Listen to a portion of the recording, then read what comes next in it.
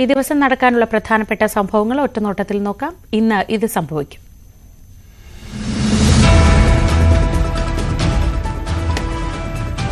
കോഴിക്കോട് താമരശ്ശേരിയിൽ 10ാം ക്ലാസ് വിദ്യാർത്ഥി ഷഹബാസിനെ കൊലപ്പെടുത്തിയ സംഭവത്തിൽ കൂടുതൽ പേരുടെ മൊഴിയെടുക്കാൻ പോലീസ് സംഘടന നടത്തുന്ന സ്ഥലത്തുണ്ടായിരുന്ന വിദ്യാർത്ഥികൾ, കച്ചവടക്കാർ തുടങ്ങിയവരുടെ മൊഴി രേഖപ്പെടുത്തും.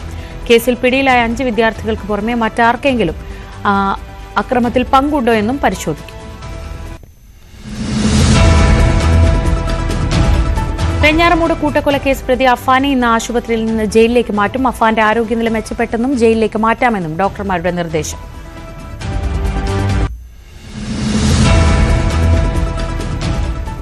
സംസ്ഥാനത്തെ 9 ജില്ലകളിൽ ഇന്ന് ഉയർന്ന താപനില മുന്നറിയിപ്പ്. ഒറ്റപ്പെട്ട ഇടങ്ങളിൽ സാധാരണയേക്കാൾ 2 മുതൽ 4 ഡിഗ്രി സെൽഷ്യസ് വരെ താപനില ഉയർന്നേക്കും. കണ്ണൂർ, കാസർഗോഡ് ജില്ലകളിൽ ഉയർന്ന താപനില 38 ഡിഗ്രി സെൽഷ്യസ് വരെ ആയേക്കാമെന്നാണ് പ്രവചനം.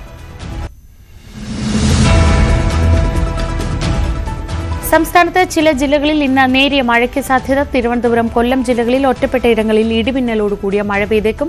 മണിക്കൂറിൽ 40 കിലോമീറ്റർ വരെ വേഗതയിൽ ശക്തമായ കാറ്റിനും സാധ്യതയെന്ന് മുന്നറിയിപ്പ്.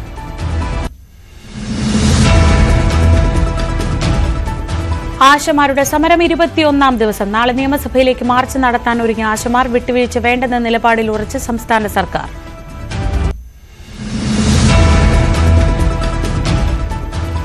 ഡിവൈഎഫ്ഐ സംസ്ഥാന കമ്മിറ്റി സംഘടിപ്പിച്ച യൂത്ത് സ്റ്റാർട്ടപ്പ് ഫെസ്റ്റ് മവാസോ ഇന്ന് സമാപിക്കും. യുവ സംരംഭകരെ പ്രോത്സാഹിപ്പിക്കാൻ ലക്ഷ്യമിട്ടായിരുന്നു പരിപാടി.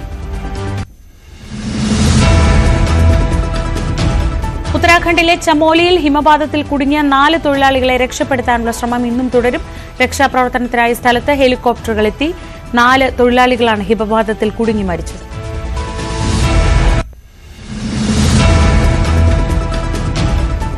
യുക്രൈൻ യുദ്ധത്തിന് പരിഹാരം കാണാൻ ബ്രിട്ടൻ അന്താരാഷ്ട്ര ഉച്ചകോടി ഇന്ന്. France, Germany, Denmark, Norway, Netherlands, Poland, Spain, Finland, Sweden, check republic, Romania തുടങ്ങിയ രാഷ്ട്രങ്ങൾ പങ്കെടുക്കും. സൈനിക സഖ്യമായ നാറ്റോയും യൂറോപ്യൻ യൂണിയനും ഉച്ചകോടിയിലുണ്ട്.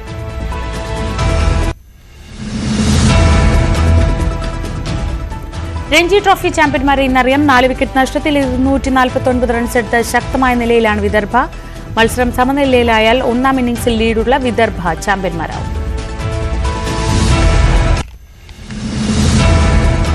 ചാമ്പ്യൻസ് ട്രോഫിയിലെ ഗ്രൂപ്പ് എയിലെ ചാമ്പ്യന്മാരെ കണ്ടെത്താൻ ഇന്ത്യയും ന്യൂസിലാൻഡും ഇന്നിറങ്ങും. നിലവിൽ 2 കളിയിൽ നിന്ന് 2 ജയവുമായി 4 പോയിന്റോടെ ആദ്യ 2 സ്ഥാനങ്ങളിലാണ് ഇരു ടീമുകളും. നെറ്റ് റൺ റേറ്റിന്റെ നേരിയ മുൻതൂക്കത്തിന്റെ ബലത്തിൽ നിലവിൽ ന്യൂസിലാൻഡ് ഗ്രൂപ്പിൽ 1ാം സ്ഥാനത്താണ്.